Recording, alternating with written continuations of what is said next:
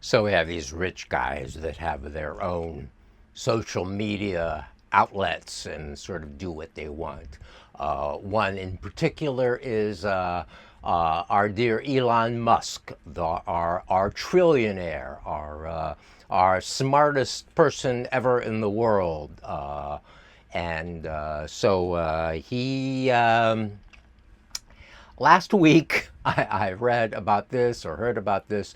For 48 hours, he had a movie on his X, Citizen Vigilante. It is also a comeback film for Armie Hammer, Armie Hammer, who is the rich son of the Hammer family, so forth, and has been an actor. I guess I saw him in Sorry to Bother You, which is a really good movie. Anyway, he's in that as some sort of a role. But so he got accused of being kind of interested in cannibalism. So which is sort of all the trend these days with the Epstein files and so forth. So big deal. Cannibalism. So anyway, he has made this comeback role in this German. What is the guy's name? Something Boll. Anyway, I'll put it on the screen. And I thought I'd watch the movie. Looked at YouTube. I said, well, if they're just sort of giving it away like that, maybe it's on YouTube. I didn't find a file on YouTube that really worked. And so, although there is, something here, there is a. So then, when I'm looking for things that are maybe not available on YouTube, I often go to OK.ru. So I went to OK.ru, and behold, there is the movie. So I watched it last night on OK.ru, and I didn't know quite what to think. It's sort of like, I don't know, if being an old person, I'm aware that there's this Charles Bronson vehicle from the past called Death Wish. So I thought it was probably sort of a Death Wish kind of thing. Have I ever watched Death Wish? I don't think so. I think there's like sequels to Death Wish. I don't know how many Death Wishes there are. Probably look it up and put it on the screen. But anyway, there was Death Wish with Charles Bronson back in the day, and so he was like a vigilante. Okay, so this is this Citizen Vigilante is not a Death Wish. It's a cheapo thriller that is shot in Croatia, actually. So he's like, what is this country? What is this supposed to be? So it's Croatia, and we have this guy, this character played by Armie Hammer, and he's an ex-soldier who is the vigilante. So he makes messages on and that are broadcast and get pixelated, so you're not supposed to be able to see him.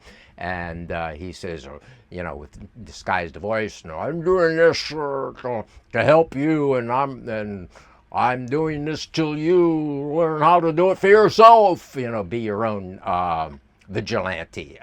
So the thing is, the movie is so wacky. I actually think it's not really serious to be taken serious at all. I think it's really kind of a comedy, sort of a slapstick kind of joke, really, because Citizen Vigilante is not a citizen. Okay, actually, he's an illegal in this country. I mean, there's a scene where he talks to someone, of his businessman or somebody, about his status and whether his status can be worked out with the country. So he's illegal, okay, and B, he's like basically a ruthless serial killer who's like kind of getting off on this highbrow, like I'm helping to clean up everything and doing this for you, and all that sort of thing. And I'm like, people take this seriously as a good thing. There's a scene where he is besieged. They find there's a cop that's looking after him, Interpol guy. So he sees him in a bar situation, and everybody gets up to go to the bathroom in this bar, but they leave their drinks on the table for some reason. I think maybe, I don't know if he lures them, makes them. Anyway, he switches the drinks around because he knows that the drinks that these two dudes are going to give to these girls are going to be roofies, be something that knocks them out so they can exploit them sexually afterwards. So he switches the drinks, and the two boys are not out, and so he says, "Oh well, see, they were gonna give these drinks to you, and I saved you," that kind of thing. So there's that, and but when he's besieged, they find out where he lives from the DNA thing, or find out one of his properties, and he has this house way up on this hill. It's like kind of a nice pad, but it's completely empty. But he's built this metal box within one of the rooms, where he has two machine guns mounted through a slot that goes out into the looking out into the room. And so as he's in there watching on his iPhone as the SWAT team is coming up after him and so forth, and so they all come up into the room, and I think he says something like, "Well, I'll give you 2 seconds to get out," and they say, "Well, we'll give you 5 seconds to come out too, or we're going to start blasting." And so what happens is that he basically kind of murders about 20 SWAT guys. So we have this scene where he's with these two machine guns, and he's it's kind of splatter violence, and so he murders all these cops. He murders the authorities because they're not doing good enough. And there's another scene where he murders, I'm giving spoilers all over the place. He murders 3 judges in the course of the film, where we hear that he's been murdering 3 judges. So we go along with him in the car. He has a syringe, and he hits the guy over the neck. I think some sort of opiate or something.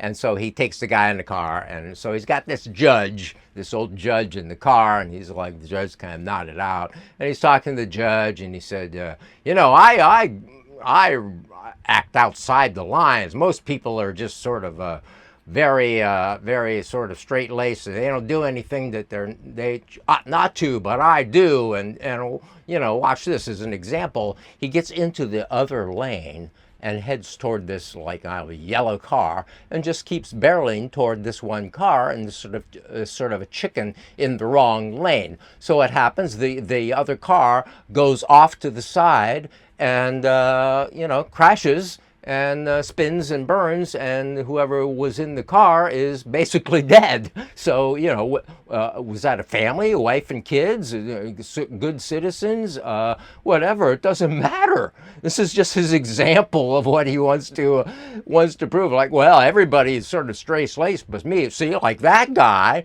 he could have gone into the other lane, the lane where he wasn't supposed to, but what did he do? He went all complete off the street instead. But I don't do that because I'm a rugged individualist, and that's basically what this character is. He's just another rugged individualist, and there's more things to go on with that. He murders his family. That this sort of the Islamic rape gang thing comes into it, and so he murders this family, so it's just this, and then there's the message is I'm doing this to you, learn to do it for yourself.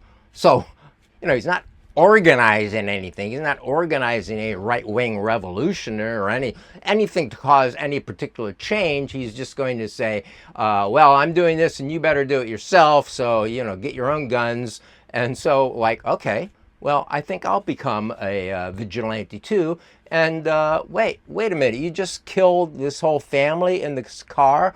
Well, I think my judgment is that was wrong, so I'm going to hunt you down and kill your ass because, I'm the vigilante and this is my judgment. So it could be vigilantes fighting other vigilantes. Maybe that'll be what is in Vigilante 2.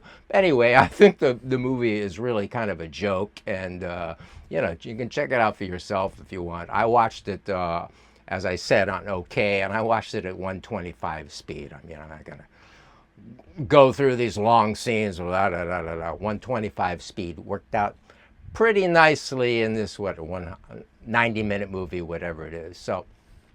So that is Citizen Vigilante, and if you didn't like what I said about it, I really encourage comments, because comments help my YouTube, negative or positive. So anyway, yeah, it was kind of a fun movie and really stupid, but so it is. It's movies, Movies are stupid. So I'll talk to you later. Bye-bye.